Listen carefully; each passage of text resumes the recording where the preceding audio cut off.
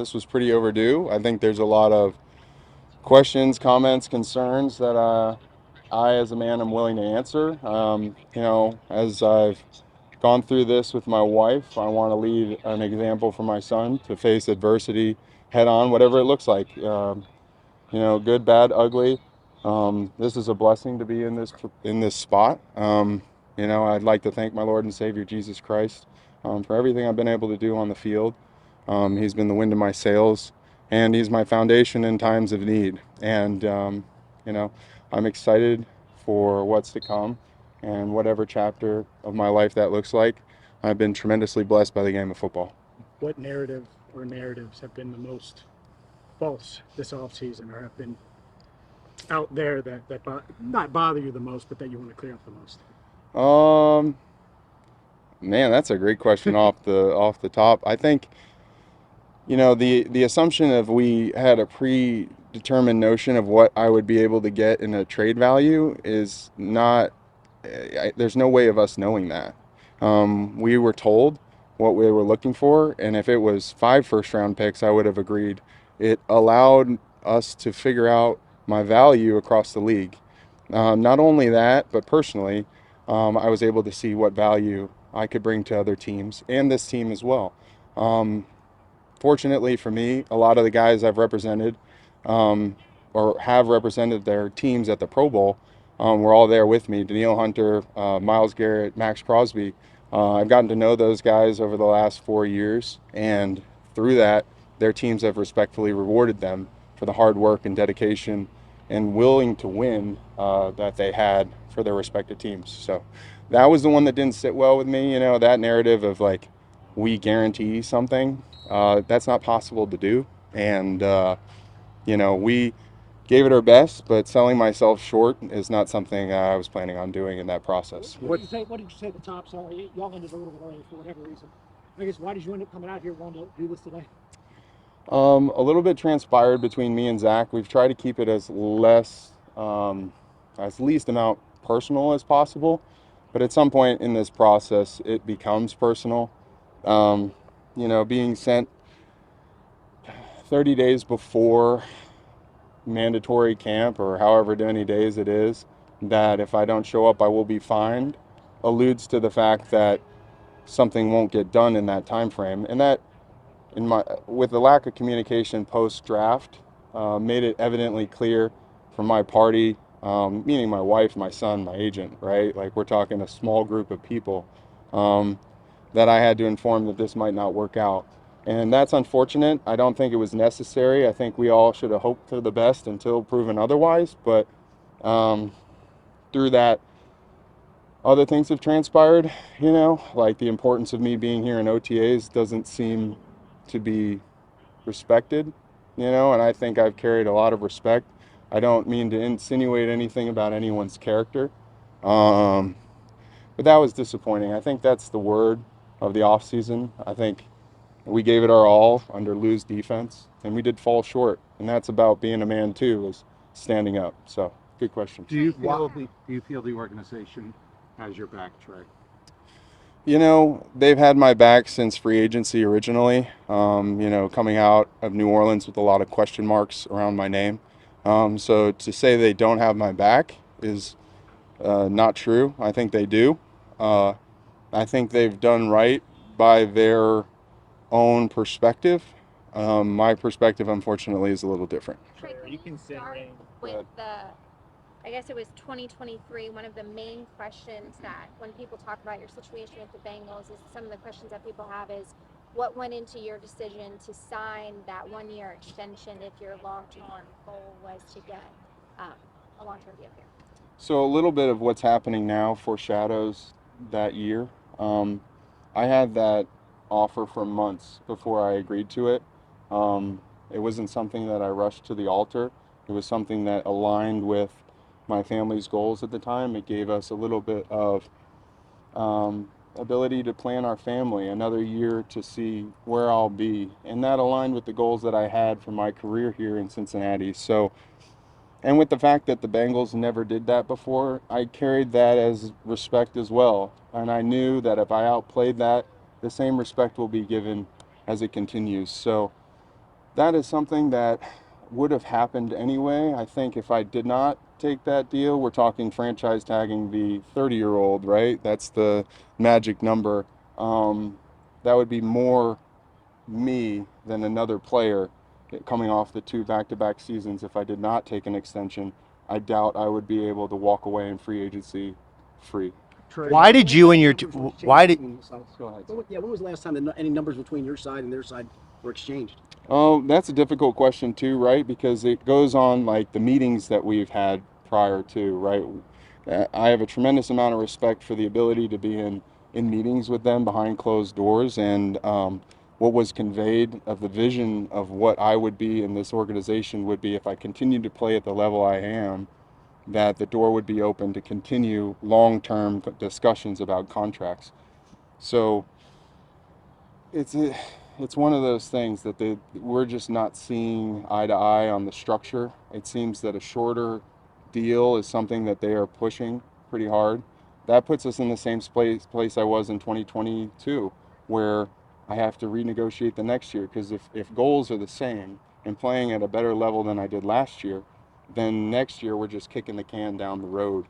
So it's something where I think both parties should understand that a long-term contract with guarantees that know that I can continue to play at the level that I have been is a mutual respect, where that's where my values lie, and it also allows me to stop having to negotiate every offseason about something that has been almost 4 years of doing. Trey, Are you willing to sit out regular season games? You feel like if it came to that, it's something you feel like you might have to do to try to, if it came to that, you'd be willing to do that? Well, I can raise a hypothetical with a hypothetical. I wouldn't be standing here with you if I got the deal in January, you know? So to say I'm going to sit out or to say I'm not going to, what I can say is I'm very disappointed with the communication that's been had. It's very, former players have walked in these shoes, and what it foreshadows is not something that I'm excited about to tell my wife and family, like, hey, this is, I'm getting good vibes or should be happy.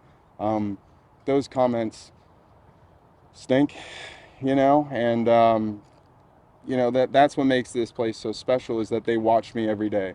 They see how hard I work. There's no other organization knows me better than this one. They watch me an individual, they see how I carry myself as a human being, and they know me. So it stinks when the value somewhere else, because I was fortunate enough to have that trade request granted, whether it was 1, 2, 3 first round picks, I had no idea. It gave me the fortunate like circumstance to see my value elsewhere, and I'm hoping it doesn't come to that, and I truthfully will put my hope in that. Ultimately though, my hope is in the Lord. So at this point do you want to be a Cincinnati Bengal? wow, that's a tough question too, because you try not to let the business become personal. I think over the last week or so, it's become personal, unfortunately.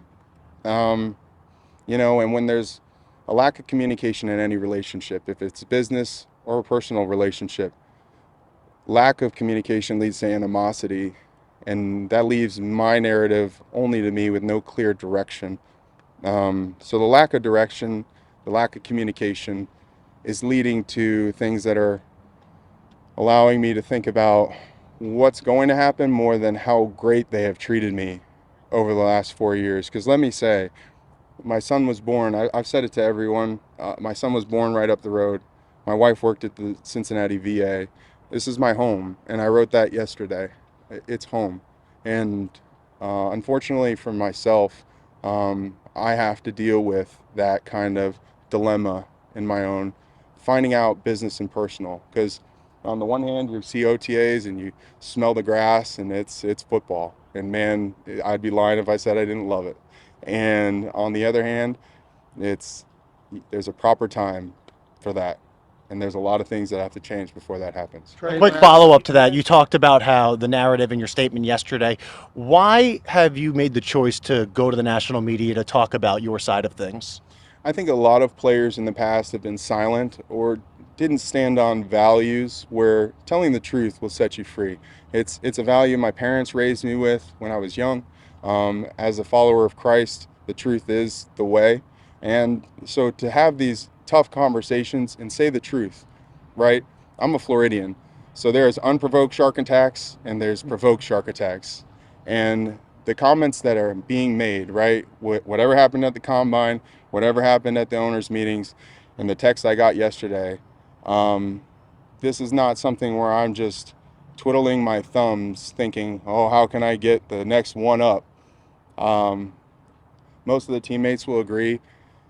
I don't spare my opinions. I kind of stay out of the media for that reason because I am an emotional player, and after a loss, it's a lot harder to talk than after a win, uh, especially in the circumstances that we had last season. So I carry it with a tremendous amount of respect, but these things are provoked. I would love to say to sit quiet is a good strategy. It is clearly not. Um, Players have done it all over the league, including Jamar last year. He did a great job being disciplined through the process, and great. I'm so proud of him and the way he handled adversity.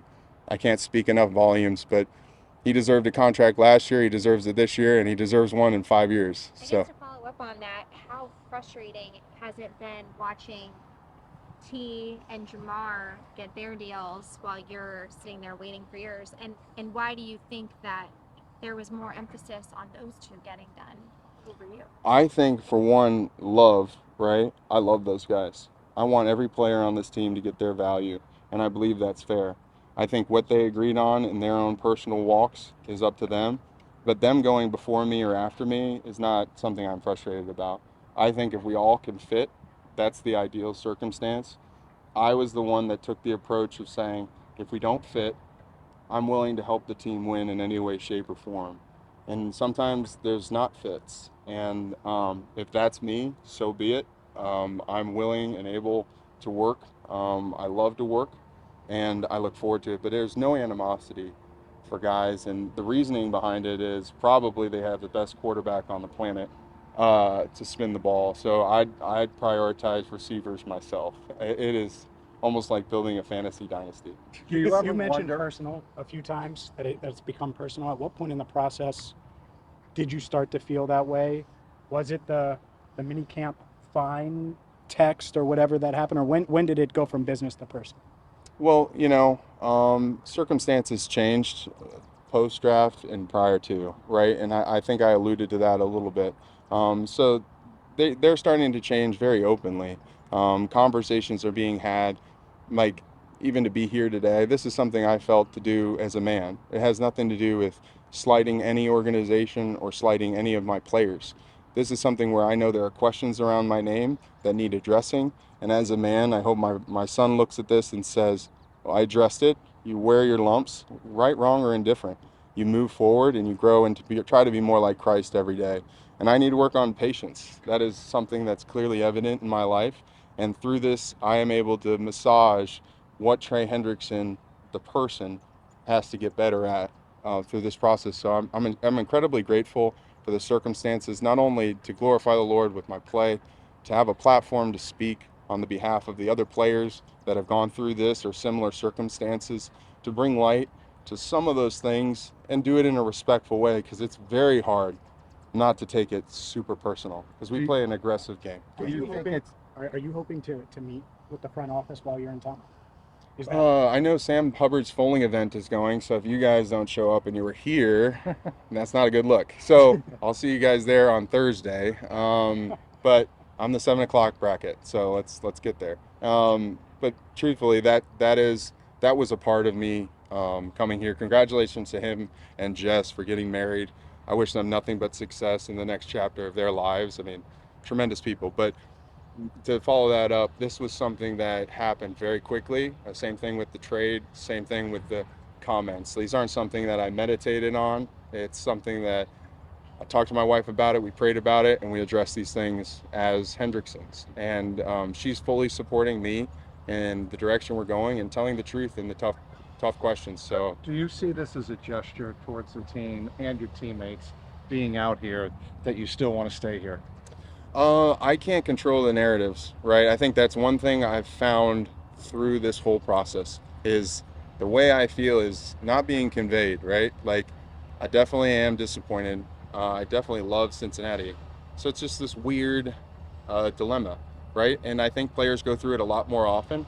I'm just not going to let fear overtake me to do something and also give me a platform to glorify God in the good and in the bad. So, I'm very blessed, and so the perspectives I can't control. I'm a football player. I'm itching to play football. So Trey, Trey, does it's it it's a seem voluntary workout though. So why would you be fined if you didn't show up?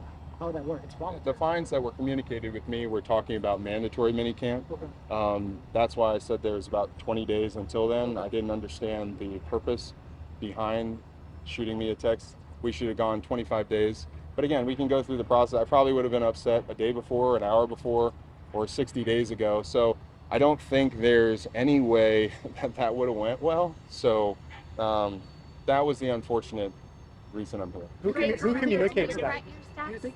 think it's repairable at this point? Coming out, I mean, the way things have gone. Oh, I think every relationship is repairable, right? Like I think Miles Garrett proved that. He's a great man, and he's done great things for his family, and obviously providing on and off the football field, he's tremendous. But I think that relationship will repair with time, and same with this. This is just the uncomfortable business side that we've unfortunately had to deal with for the last couple years, and quite frankly, I think we're all spent. So go ahead. Do you think that to some degree you're being nitpicked, whether it be your age is often brought up, in previous years the Bengals haven't, done long-term deals with guys over 30, then, people talk about, different parts of your game. Like, do you look at it as my stats and my performance and impact to this team speak for themselves? Does it almost feel like nitpicky to some degree? I talked to James and Paul briefly about it, and also you. Like, probably like to let my production do the talking. There is a time and a place as a man that you do need to address things, and and to say this isn't benefiting the team. I'm okay saying that. There's a part of that it's us. There's two sides of this that are it's the organization and myself and my family. So it's a weird dilemma, right? So I don't harbor animosity. I'm not gonna start doing that kind of things. I would like it to stick to business, but it seems like the business is not as. If I sat here with 4 sacks, I think they'd want a little back, right? And that is fair to me, and I think it's fair to all 53 other players that play. Um, the other way, I don't think they see as fair. So. Who communicated the fine part? I'm just not sure how that process Yeah, is. Zach shot me a text, and it was received. That's another way I can grow. I need to be patient and more level-headed, and I look forward to that moving forward as a human being that's going through whatever this part is that they didn't, like I said it, I think 2 years ago or last year, they definitely didn't educate me on this at FAU, right? Like, you don't get this kind of media training, nor do you get this kind of circumstances thrown at you. So, first and foremost, I'm a follower of Christ. Second, I'm a father. And third, I'm a husband, right? And those are my priorities right now. And those are the things that I speak the truth. I'm ready to answer. Like, you guys have great questions, and I appreciate them. And this has been a tremendous blessing to have a platform to voice that. So, anything else you got? Yeah, I think one more. Expect to talk to Zach today. Is that important to you? I think communication with Zach is like is going well, right? Like, as well as it can. So we're gonna just take that day by day. I love him. I think he's a great coach. I think he tells the truth. In no way do I feel like he has not conveyed anything that's not truthful to me. And I think he's a man of integrity, right? He leads and he wears the lumps, and I respect him. I hope he respects me. I never want to hurt his character in this process. Um, he was one of the people that did know of the conversations that took place last year.